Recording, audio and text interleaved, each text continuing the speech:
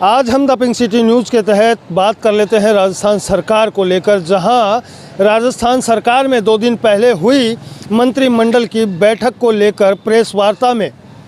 कुछ फेरबदल नज़र आना संभव है, क्योंकि अब लगातार राजस्थान में भाजपा सरकार और भाजपा सरकार के मंत्रिमंडलों पर कैसे गरजेगी गाज और किन किन मंत्रियों के हटेंगे पद और किन मंत्रियों को मिलेगी नई जिम्मेदारियां,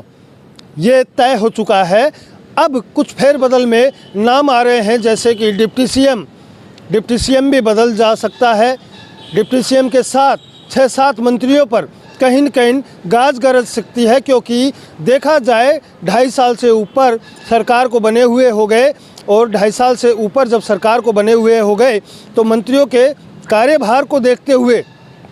उन मंत्रियों पे गाज गरजेगी जिन मंत्रियों के क्षेत्रों में, विधानसभा क्षेत्रों में काम नहीं हुआ या उन लोगों में कोई कमियां पाई गई, किसी भी प्रकार की सुनवाई जनहित के कार्यों को लेकर जिस प्रकार के मामले और मुद्दे उनके क्षेत्रों से सामने आए, उन्हीं चीज़ों को लेकर सरकार में अब ये तय हो चुका है कि मंत्रिमंडल के विस्तार को लेकर लगातार चर्चाएं बनी हुई है। मगर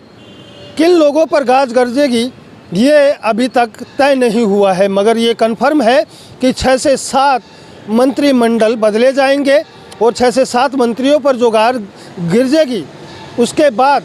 6-7 मंत्रियों को नई जिम्मेदारी मिलेगी। मगर उनमें कौन कौन हो सकते हैं, इसमें खास अहम भूमिका में डिप्टी सीएम ज़रूर है और डिप्टी सीएम का भी कहीं न कहीं अब की बार डिप्टी सीएम का पद जा सकता है। डिप्टी सीएम चाहे वो दिया कुमारी हो या डॉक्टर प्रेमचंद बैरवा, इन दोनों में ये कन्फर्म नहीं कर सकते कि किसके ऊपर ये गाज गरजेगी। मगर डिप्टी सीएम का भी बदलना तय हो चुका है, क्योंकि लगातार राजस्थान की इस राजनीति के अंदर जो भूचाल मचा हुआ है वो अंदरूनी भूचाल कहीं न कहीं आपसी गुटबाजी का भी एक अहम भूमिका बता सकते हैं। क्योंकि जिस तरीके से राधा मोहन दास अग्रवाल प्रभारी ने भी अभी कुछ दिन पहले मीडिया के ज़रिए जो बातें कही थी, उनके ज़रिए साफ सुथरे शब्दों में कहीं न कहीं पता चलता है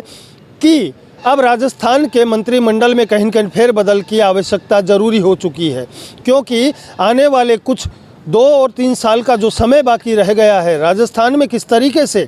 आम जनता के हित में कार्य करना है, आम जनता के हितों को कार्य करते हुए राजस्थान के उपचुनाव में, अंतर चुनाव में जहां जैसे बीजेपी को हार का सामना करना पड़ा, उसका परिणाम और उसकी हार का कौन जिम्मेदारी लेगा ये अभी तक तय नहीं कर पाए।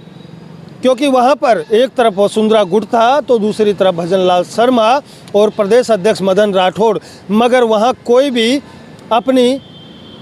कह सकते हैं कि वहां पर कोई भी अपना सिक्का नहीं जमा पाए। जिस तरीके का हार का सामना अंतर उपचुनाव में भाजपा को करना पड़ा है, उससे कहीं न कहीं ये तय हो चुका है, क्योंकि इनकी कार्यनीति में कोई न कोई तो खोट है। उसी की वजह से इनके कार्यकर्ता और आमजन कहीं न कहीं इससे विश्वास उठना तय हो चुका है।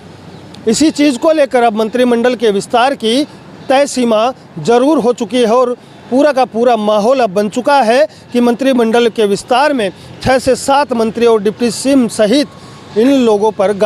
गरजने वाली है।